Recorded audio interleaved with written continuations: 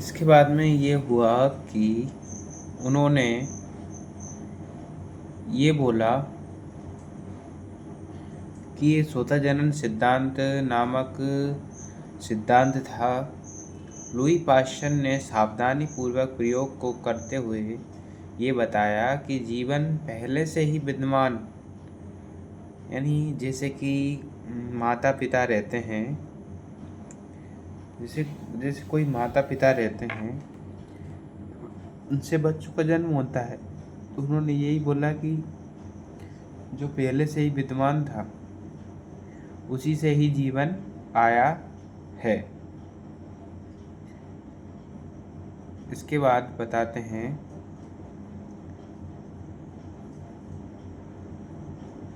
उन्होंने ये भी बताया कि एक फ्लास्क था, उसमें मृत ईस्ट से जीव नहीं पैदा होते हैं, जबकि दूसरे खुले फ्लास्क में मृत ईस्ट को रखने पर, मृत यानी मरे ईस्ट, कुछ समय बाद नए जीव आ जाते हैं। इस प्रकार उन्होंने ये समझाया कि जब स्वतः जनन सिद्धांत को उन्होंने हमेशा के लिए खारिज कर दिया। खारिज इसलिए कर दिया, हालांकि इन सब बातों से उत्तर नहीं मिलता कि पृथ्वी पर जीवन कहाँ से शुरू होता है।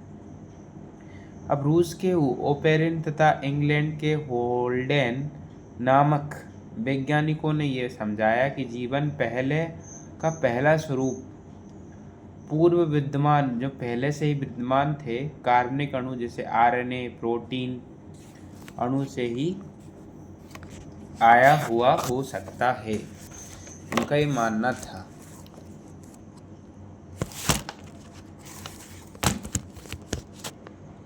उनका ये मानना था कि जीवन पहले से ही विद्यमान चीजों से ही आया हुआ हो सकता है, वे मानते थे।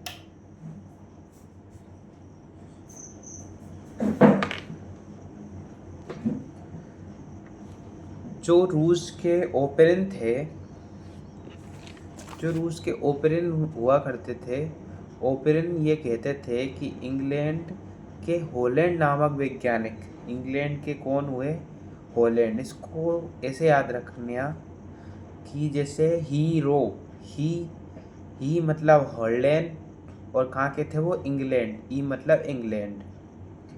रूस मतलब आर, और ओपेरिन मतलब ओपेरिन कहाँ के थे? रूस के। तो हीरो से याद रखना आप। प्रस्तावित किया जीवन का पहला स्वरूप पूर्व विद्यमान जीवन रहित कार्बनिक अणु जैसे कि आरएनए हो गया, प्रोटीन हो गया, से हो सकता है। लेकिन हम डिस्कस करेंगे इसके बारे में अगला खंड। फिर एक क्या किया उन्होंने, एक अवस्था प्रकट करी उन्होंने कि जीवन उच्च तापमान वाले ज्वालामुखी, उच्च तापमान से युक्त ज्वालामुखी, यानी कि ज्वालामुखी तापमान में वायुमंडल होता है, उसमें मीथेन, अमोनिया आदि की कमी वाली थी। और एक अमेरिकी वैज्ञानिक आए, एस.एल. मिलर। अमेरिकी वैज्ञानिक कौन थे? एस.एल. मिलर थे। ने 1953 में प्रयोग किया। उन्होंने 1953 में अपनी प्रयोगशाला में इसी पैमाने की स्थितियां पैदा कर दी। उन्होंने क्या किया, एक बंद फ्लास्क रखा। बंद फ्लास्क में निहित मीथेन CH4 एवं हाइड्रोजन अमोनिया तथा 800 डिग्री सेल्सियस पर तापमान के साथ एक विद्युत डिस्चार्ज किया। उन्होंने क्या किया दोस्तों? एक विद्युत डिस्चार्ज किया। अमोनिया अमीनो एसिड बनता है, और लोगों ने ठीक इसी प्रकार के प्रयोग द्वारा शर्करा का प्रयोग किया। उसके बाद उन्होंने नाइट्रोजन क्षारकों का प्रयोग किया। उसके बाद उन्होंने वर्णकों का प्रयोग किया तथा वसा का प्रयोग किया। और 3 अरब 300 करोड़ यानी 3 बिलियन पहले, 3 बिलियन वर्ष पहले क्या हुआ था, पूर्व पैदा हुआ होगा। भीम का अणु जैसे आरएनए, प्रोटीन, पॉलीसेकेराइड, सर्वप्रथम कोश के रूप यहाँ पर प्रकट हुए और 200 करोड़ वर्ष तक प्रोटीन नहीं हुआ होगा।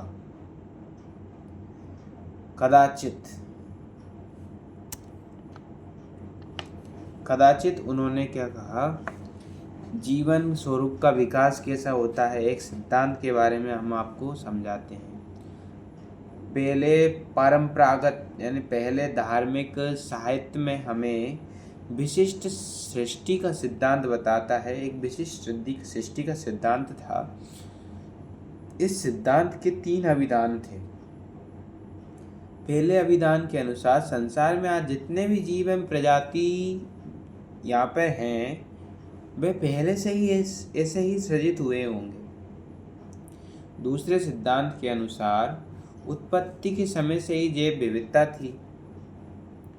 पहले सिद्धांत तो ये कहता है कि जीव और प्रजातियां ऐसे ही सृजित हुए होंगे। दूसरा सिद्धांत ये कहता है उत्पत्ति में जैव विविधता थी और भविष्य में भी ऐसी ही रहेगी।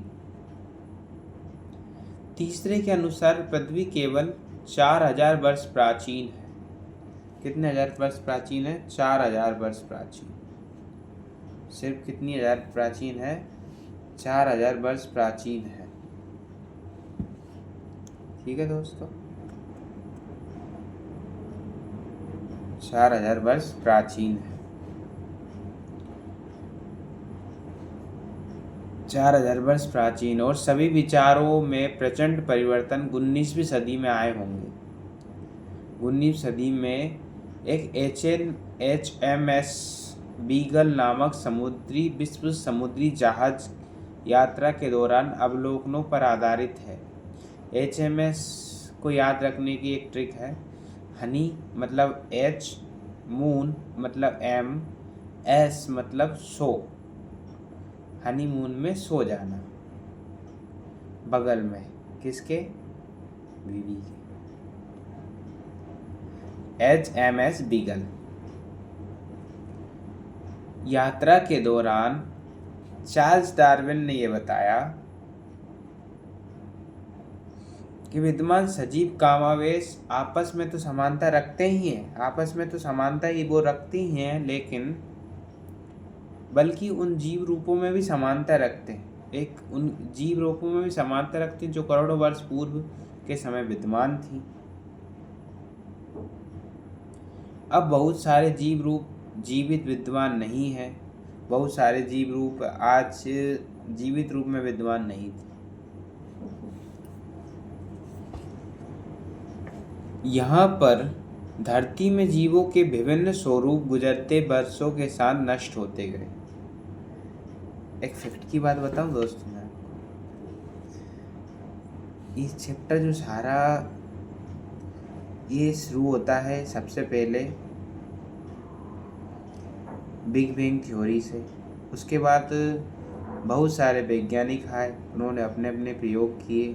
फिर उसके बाद HL मिलन ने आए, उन्होंने प्रयोगशाला में प्रयोग किया। फिर उसके बाद HMS बीगल नामक समुद्री जहाज में उन्होंने प्रयोग किया। फिर उसके बाद चार्ल्स डार्विन आए। चार्ल्स डार्विन ने समझाया। अब हम बात करते हैं चार्ल्स डार्विन के प्राकृतिक वर्णन सिद्धांत के बारे में। उसे प्रतिमान के रूप में लागू किया। आइए एक प्रकृति वैज्ञानिक अल्फ्रेड वोलस को भी स्मरण करें। उन्होंने ले आर्क फेलोगो पर काम किया था। उन्होंने ठीक इसी प्रकार समय पर लगभग इसके आसपास यही निष्कर्ष निकाला कि जब समय गुजरता गया तो स्पष्ट रूप से नए प्रकार के जीव पहचान में आते गए। बहुत सारे नए प्रकार के जीव पहचान में आते गए। उसके बाद उन्होंने देखा कि विकास के प्रमाण क्या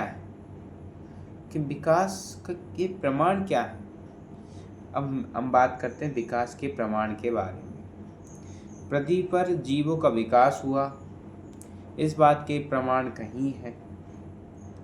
पहला, चट्टानों के अंदर जीवाश्म रूप में जीवन के कठोर अंगों के अवशेष में विद्यमान है। चट्टान अवसाद के रूप में है या तलछट से बनी होती है, और भूपर्पट्टी अर्धक्रस्ट का एक अनुप्रस्थ काट यह संकेत देता है कि तलछट पर दूसरे तलछट की परत पृथ्वी के लंबे इतिहास की गवाह है। विभिन्न आयु के चट्टानों तलछट से भिन्न जीव रूप पाए जाते हैं, जो कि संभवतः उस विशेष तलछट के निर्माण के दौरान मर गए थे। उनसे कुछ आधुनिक जीवों से मिलते जुलते हैं। वे विलुप्त जीवों जैसे डायनासोर का प्रतिनिधित्व भी करते हैं। उपयुक्त विषय अध्ययन ये भी बतलाते हैं कि समय समय पृथ्वी पर जीवन के रूप बदलते रहते हैं, और कुछ रूप विशेष वैज्ञानिक काल तक ही सीमित रहे। अतः जीव के रूप विभिन्न कालों में प्रकट हुए। इन सभी को उन्होंने क्या कहा? पैलियोंटोलॉजिकल यानी पुराजीवी प्रमाण कहा जाता है। अब एक महत्वपूर्ण सिद्धांत दिया गया जिसे विकास का भ्रूणात्मक सिद्धांत भी कहते हैं। अर्नेस्ट हैक्कल द्वारा प्रस्तावित किया गया था। प्रमाण के कुछ विशिष्ट संरचनाओं के प्रेक्षण पर आधारित है। ये सभी कशेरुकी जीव हुआ करते थे के भ्रूण के उनिष्ट रूप में पाए जाते हैं, वयस्क जंतु में अनुपस्थित होते हैं। उदाहरणतः मनुष्य सहित सभी जीव जंतुओं में भ्रूण सिर से ठीक पीछे अपसेसी गलफड़ों तक पाया जाता है, विकसित होती है।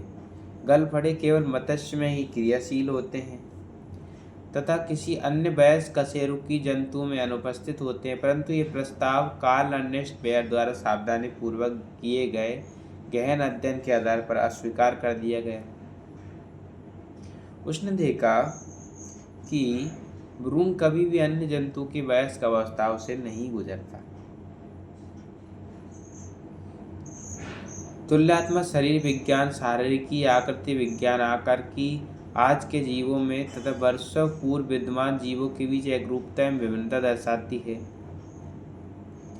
उदाहरण के लिए बैल, चमगादड़, चीता, मानव सभी स्तनधारी अग्रपाद की अस्थियों में समानता दर्शाते हैं। यद्यपि विभिन्न क्रियाकलाप संपन्न करते हैं, परंतु उनकी शारीरिक संरचना समान होती है, जैसे कि प्रगोहिका, humerus, radius, ulna, carpals, metacarpals, phalanges आदि भिन्न ये अपसारी विकास है, और ये संरचनाएं समजातीय होती हैं। समझ में आया दोस्तों?